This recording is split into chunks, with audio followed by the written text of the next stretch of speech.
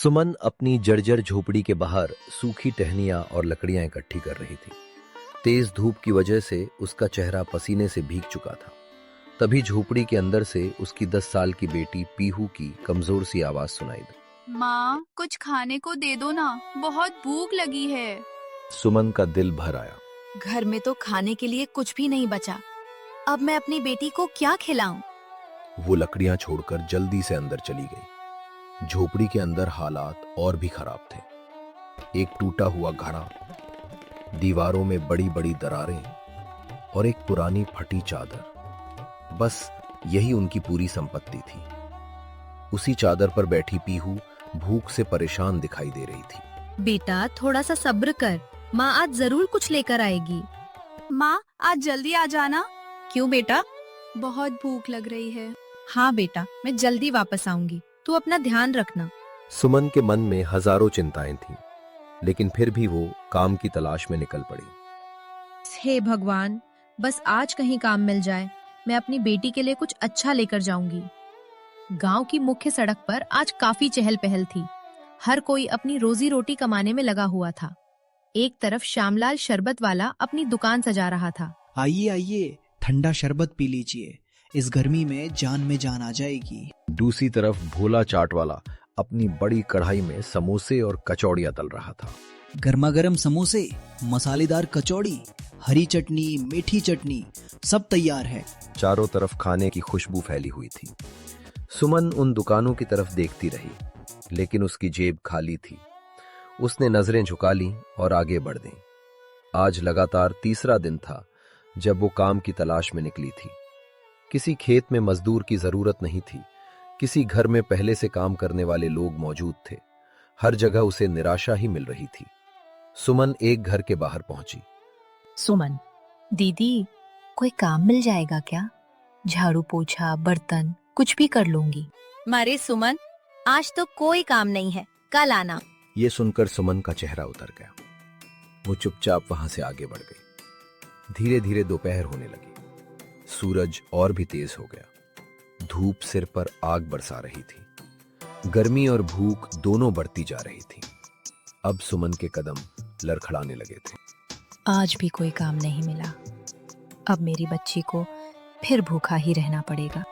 थक कर वो गांव के मंदिर के बाहर बैठ गई। कुछ देर तक वो भगवान की मूर्ति को देखती रही। फिर उसकी आंखों में आंसू भर आए। भगवान, कोई रास्ता दिखा दो। उसी समय मंदिर के पुजारी जी वहां आए। उन्होंने सुमन की हालत देखी, फिर अपने पास रखा प्रसाद उसके हाथ में दे दिया। सुमन ने प्रसाद ले लिया। जब पुजारी जी वापस जाने लगे तो सुमन ने हिचकिचाते हुए आवाज लगाई, पुजारी जी। लेकिन आगे उसके मुंह से कोई शब्द नहीं निकला। पुजारी जी सब समझ गए। उन्होंने बिना कुछ कहे थोड़ा और प्रसाद उसके हाथ में रख दिया, फिर मुस्कुराते हुए वहां से चले गए। शाम होने लगी। सूरज धीरे धीरे ढल रहा था। गांव के घरों में चूल्हे जलने लगे थे। कहीं रोटियां बन रही थीं, कहीं सब्जियां पक रही थीं, लेकिन सुमन की झोपड़ी में आज भी अंधेरा था। उदास मन से वो घर की तरफ चल पड़ी। पूरे रास्ते उसकी आंखों के सामने पीहू का चेहरा घूमता रहा। घर पहुंचते ही पीहू दौड़कर उसके पास आई। माँ, आज काम मिला क्या? मेरे लिए क्या लाई हो? सुमन ने हल्की सी मुस्कान दी, फिर पोटली खोलकर थोड़ा सा प्रसाद निकाला। काम तो नहीं मिला बेटा, लेकिन भगवान का प्रसाद मिला है, ये खा ले। पीहू खुशी खुशी प्रसाद खाने लगी। सुमन उसे देखती रही। उसके चेहरे पर मुस्कान थी, लेकिन वो जानती थी कि इतने से पेट नहीं भरने वाला। भूख अब भी बाकी थी। रात गहराने लगी। पूरा गांव अंधेरे में डूब चुका था। सुमन ने बची हुई लकड़ियां जलाकर थोड़ा उजाला करने की कोशिश की। तभी अचानक दरवाजे पर हल्की सी दस्तक हुई। सुमन चौंक गई। इतनी रात को उसके घर कौन आ सकता था? कौन है बाहर? मैं रास्ता भटक गया हूँ, शहर से आया हूँ। सुमन ने बाहर झांक कर देखा। सामने एक युवक खड़ा था। उसे देखकर सुमन ने राहत की सांस ली। युवक सभ्य और ठीक लग रहा था। क्या मैं आज रात यहाँ रुक सकता हूँ? रास्ता भटक गया हूँ। हाँ, अंदर आ जाइए, बाहर बहुत गर्मी है। युवक अंदर आ गया। उसने अपना बैग नीचे रखा और आसपास देखने लगा। आप शहर से आए हैं? हाँ, मैं कुछ काम से गांव आया था, लेकिन लौटते समय रास्ता भटक गया। कोई बात नहीं, आज रात यही रुक जाइए। बाहर अंधेरा बढ़ता जा रहा था। सुमन ने कुछ और लकड़ियां चूल्हे में डाल दी, फिर धीमी आवाज में बोली, हमारे पास खाने के लिए कुछ नहीं है, बस यही थोड़ी सी लकड़ियां हैं। इन्हीं के सहारे रात कट जाएगी। मेरे पास थोड़ा खाना है, आप लोग भी खा लीजिए। अरे नहीं साहब, आप खा लीजिए। माँ, थोड़ा सा खा लेते हैं ना, बहुत भूख लगी है। सुमन ने बेटी की आंखों में देखा। भूख साफ दिखाई दे रही थी। ठीक है साहब, अगर ज्यादा हो तो थोड़ा दे दीजिए। अरे काफी है, मैं तो रास्ते में खाने के लिए लेकर आया था। उसने अपना बैग खोला, फिर उसमें से एक छोटा स्टील का डिब्बा निकाला। जैसे ही डिब्बे का ढक्कन खुला, सुमन और पीहू दोनों हैरान रह गए। माँ, ये क्या है? पता नहीं बेटा। इसे मोमोज कहते हैं। शहर में ये बहुत पसंद किए जाते हैं। सुमन ने पहली बार मोमोज का नाम सुना था, लेकिन पीहू की आंखों में खुशी चमक उठी। उसे ऐसा लग रहा था जैसे कोई अनमोल खजाना उसके सामने आ गया। माँ, मैं इसे खा सकती हूँ ना? हाँ बेटा, बिल्कुल खा सकती हो। पीहू ने धीरे से एक कौर लिया। जैसे ही स्वाद उसकी जुबान पर पहुंचा, उसका चेहरा खिल उठा। वाह माँ, ये तो बहुत स्वादिष्ट है।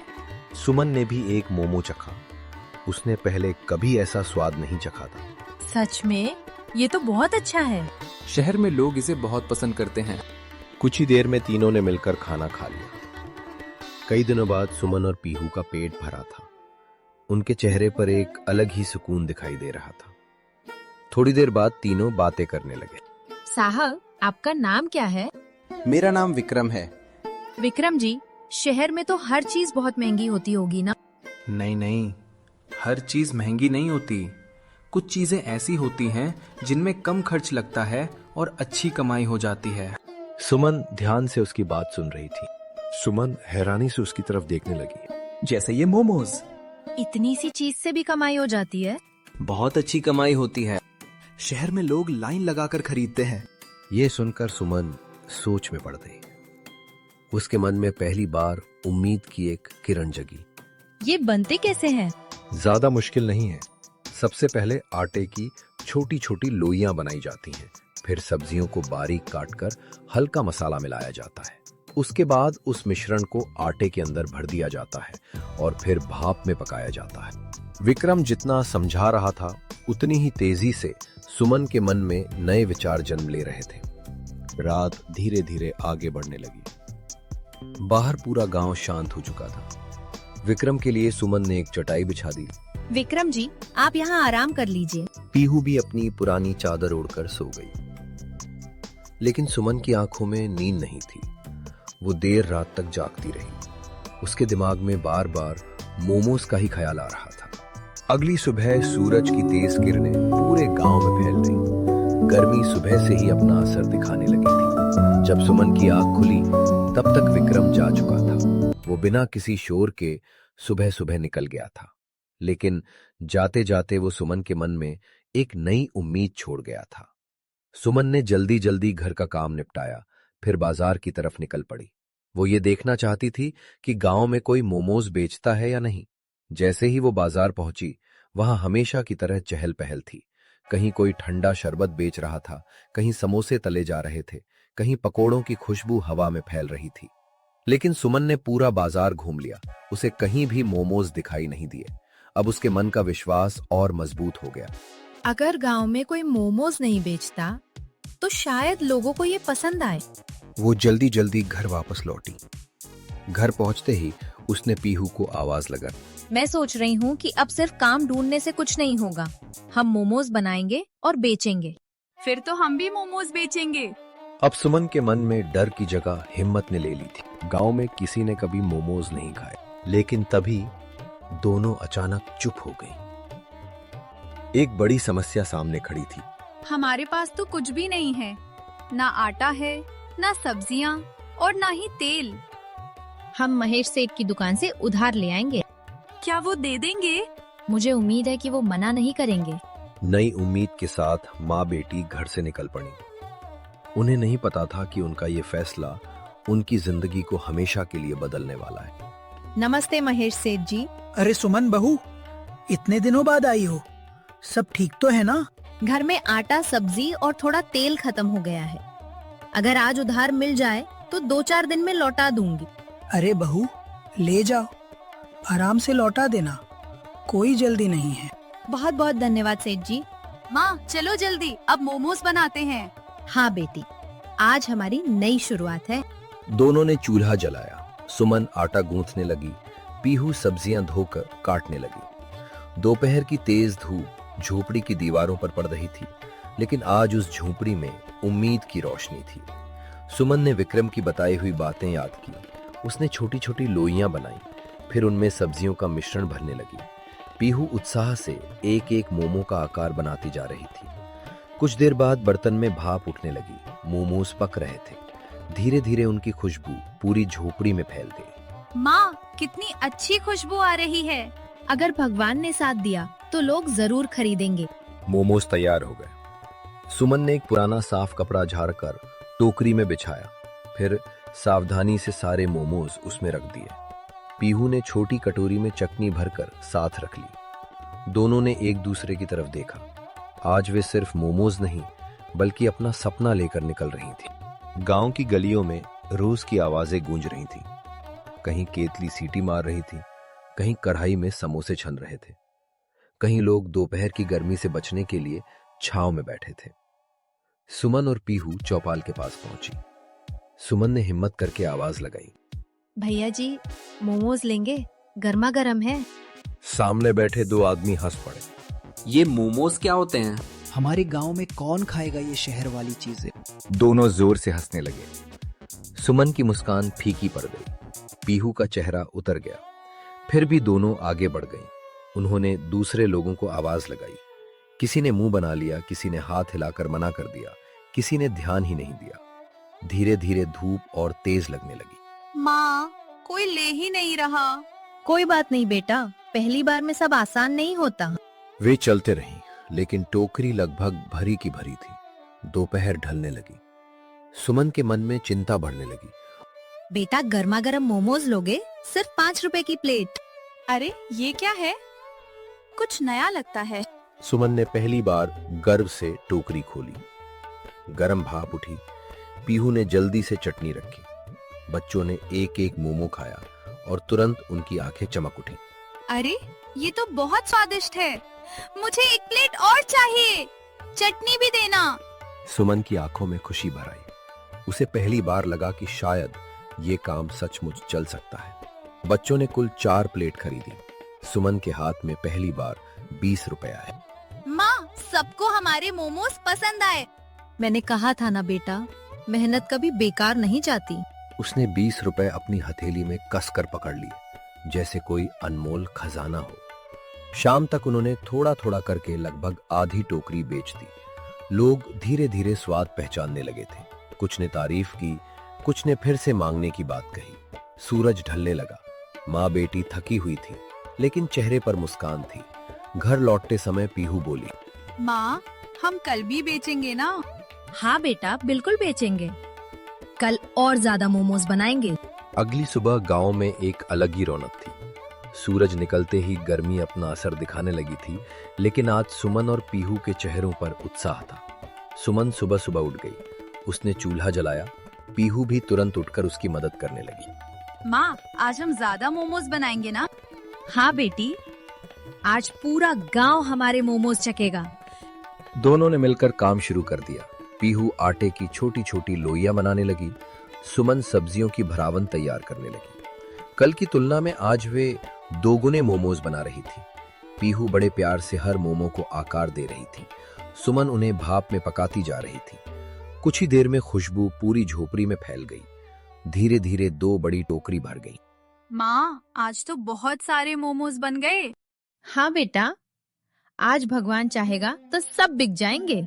दोपहर होते ही दोनों टोकरी उठाकर गांव की तरफ निकल पड़ी। सबसे पहले वे चौपाल पहुंची। वहीं कुछ लोग बैठे हुए थे। उन्हीं में वे आदमी भी थे जिन्होंने कल उनका मजाक उड़ाया था। सुमन एक पल के लिए झिझक गई। माँ एक बार फिर कोशिश करो ना। शायद आज ये लोग खरीद ले। भैया जी, आज फिर मोमोज लेकर आई हूँ। अगर चाहे तो एक बार चक्कर देख लीजिए। अच्छा, एक प्लेट दे दो। सुमन ने जल्दी से टोकरी खोली। गरम भाप हवा में फैल गई। मोमोज बिल्कुल ताजा और स्वादिष्ट लग रहे थे। उस आदमी ने पहला मोमो खाया और अगले ही पल उसकी आंखें चमक उठी। अरे वाह, ये तो बहुत मजेदार हैं। अच्छा, तो मुझे भी एक प्लेट देना। कुछ ही मिनटों में वहां भीड़ जमा होने लगी। जो लोग कल हंस रहे थे, आज वही लोग पैसे निकाल रहे थे। माँ, आज तो सब खरीद रहे हैं। सुमन की आंखों में खुशी के आंसू आ गए। उसे यकीन नहीं हो रहा था कि कल जिन लोगों ने मजाक उड़ाया था, आज वही उसके ग्राहक बन गए थे। कुछ ही देर में उनकी आधी टोकरी खाली हो गई। इसके बाद दोनों स्कूल के पास पहुंची। वहां पहले से कई बच्चे उनका इंतजार कर रहे थे। अरे, मोमोज वाली आ गई। आज मैं 2 प्लेट लूंगा। मेरे लिए ज्यादा चटनी देना। पीहू हंसते हुए प्लेटें तैयार करने लगी। सुमन गर्व से अपनी बेटी को देख रही थी। उसे लग रहा था जैसे भगवान उनकी मेहनत का फल दे रहे हों। धीरे धीरे दोनों टोकरी खाली हो गई। एक भी मोमो नहीं बचा। सुमन ने पैसे गिने। आज उसके पास पूरे 300 रुपए थे। उसके लिए ये रकम किसी खजाने से कम नहीं थी। माँ, हम अमीर हो गए क्या? नहीं बेटा, लेकिन अब हमें भूखा नहीं सोना पड़ेगा। घर लौटने से पहले सुमन सीधे महेश सेठ की दुकान पर पहुंची। महेश सेठ उसे देखकर मुस्कुराए। अरे सुमन बहू, आज इतनी जल्दी लौट आई? क्या मोमोज नहीं बिके? नहीं सेठ जी, आज तो बहुत अच्छे बिके। ये लीजिए आपका उधार, और कल के लिए थोड़ा और सामान भी दे दीजिए। बहुत अच्छा काम कर रही हो तुम दोनों। महेश सेठ, अब जब भी सामान चाहिए सीधे मेरे पास आ जाना। दोनों मुस्कुराते हुए घर की ओर बढ़ गईं। उन्हें नहीं पता था कि ये तो उनकी सफलता की शुरुआत भर थी। अगली सुबह सुमन हमेशा की तरह जल्दी उठ गई, लेकिन आज उसके चेहरे पर अलग ही आत्मविश्वास था। कल पहली बार उसके बनाए मोमोज इतने बिके थे कि पूरे परिवार का पेट भर गया था। माँ, आज भी हम मोमोज बेचने जाएंगे ना? हाँ बेटा, लेकिन आज पहले से ज्यादा तैयारी करेंगे। दोनों ने मिलकर सुबह से ही काम शुरू कर दिया। सुमन आटा गूंथ रही थी और पीहू सब्जियां काटने में उसकी मदद कर रही थी। थोड़ी ही देर में रसोई स्वादिष्ट खुशबू से भर गई। माँ, आज तो कल से भी ज्यादा मोमोज बने हैं। क्योंकि आज हमें ज्यादा लोगों को खिलाना है। दोपहर होते ही दोनों अपना सामान लेकर बाजार पहुंच गईं। लेकिन वहां पहुंचते ही सुमन हैरान रह गई। कल जिन लोगों ने उसके मोमोज खाए थे, उनमें से कई लोग पहले से उसका इंतजार कर रहे थे। अरे बहन जी, याद आई? कल वाले मोमोज आज भी है ना? मुझे तो आज 2 प्लेट चाहिए। ये सुनकर सुमन की आंखों में खुशी चमक उठी। उसने तुरंत काम शुरू कर दिया। धीरे धीरे लोगों की भीड़ बढ़ने लगी। कुछ ही घंटों में आधे से ज्यादा मोमोज बिक चुके थे। तभी वहां एक मध्यम उम्र का आदमी आया। उसने एक प्लेट मोमोज खरीदे और चुपचाप खाने लगा। पहला मोमोज खाते ही उसके चेहरे के भाव बदल गए। ये मोमोज तुमने बनाए हैं? बहुत बढ़िया स्वाद है। मैं पास के स्कूल की कैंटीन चलाता हूँ। अगर तुम चाहो तो रोज हमारे यहाँ मोमोज सप्लाई कर सकती हो। सुमन कुछ पल के लिए चुप रह गई। उसे अपनी बातों पर यकीन ही नहीं हो रहा था। सच कह रहे हैं आप? सुमन की आंखें नम हो गईं। कई दिनों बाद उसे लगा कि उसकी मेहनत सच में रंग ला रही है। शाम तक सारे मोमोज बिक चुके थे। घर लौटते समय सुमन के हाथ में पहले से कहीं ज्यादा पैसे थे। माँ, अब हम क्या करेंगे? अब हम मेहनत करेंगे बेटा, क्योंकि सपने पूरे होने शुरू हुए हैं। दोनों खुशी खुशी घर की ओर चल पड़ी। लेकिन उन्हें नहीं पता था कि उनकी बढ़ती सफलता कुछ लोगों को बिल्कुल पसंद नहीं आ रही थी। अगली सुबह गांव के मुख्य चौक पर सुमन का ठेला पहले से भी ज्यादा आकर्षक दिखाई दे रहा था। सूरज की किरणें पूरे गांव में फैल चुकी थी, लेकिन आज सुमन और पीहू के चेहरे पर अलग ही चमक थी। सुबह से ही ग्राहक आने शुरू हो गए थे। कोई अपने परिवार के लिए मोमोज पैक करवा रहा था, कोई दोस्तों के साथ खा रहा था, कोई सिर्फ स्वाद चखने आया था और फिर दोबारा खरीद रहा था।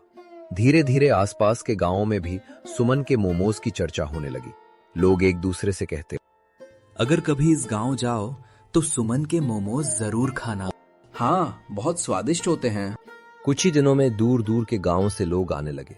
ठेले के सामने सुबह से शाम तक भीड़ लगी रहती। पीहू खुशी से ग्राहकों को प्लेटें देती रहती। सुमन तेजी से मोमोज तैयार करती रहती। एक दिन भीड़ देखकर पीहू मुस्कुराई। माँ देखो ना, कितने सारे लोग हमारे मोमोज खाने आ रहे हैं। हाँ बेटा, ये सब हमारी मेहनत का फल है। दिन बीतते गए, कमाई बढ़ती गई। अब घर में खाने की कोई कमी नहीं थी। धीरे धीरे सुमन ने थोड़े थोड़े पैसे बचाने शुरू कर दिए।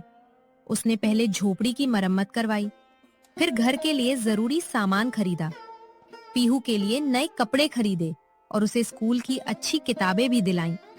पीहू बहुत खुश रहने लगी थी। अब उसके चेहरे पर पहले वाली उदासी नहीं थी। एक शाम दोनों घर के बाहर बैठी थी। ठंडी हवा चल रही थी, सूरज ढल रहा था।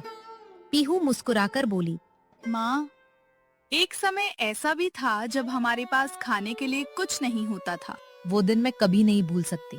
जब इंसान मेहनत करता है और हार नहीं मानता, तो भगवान भी उसका साथ देते हैं। कुछ महीनों बाद सुमन ने अपने सपनों का एक छोटा सा पक्का घर खरीद लिया। अब उन्हें बारिश, गर्मी या किसी परेशानी से डर नहीं लगता था। गांव वाले भी उसकी मिसाल देने लगे थे। सुमन ने अपनी मेहनत, हिम्मत और लगन से ये साबित कर दिया कि हालात चाहे कितने भी मुश्किल क्यों ना हो, अगर इंसान हार न माने तो किस्मत बदलने में देर नहीं लगती। और इसी के साथ सुमन और पीहू की मोमोज वाली कहानी पूरे गांव के लिए एक प्रेरणा बन गई।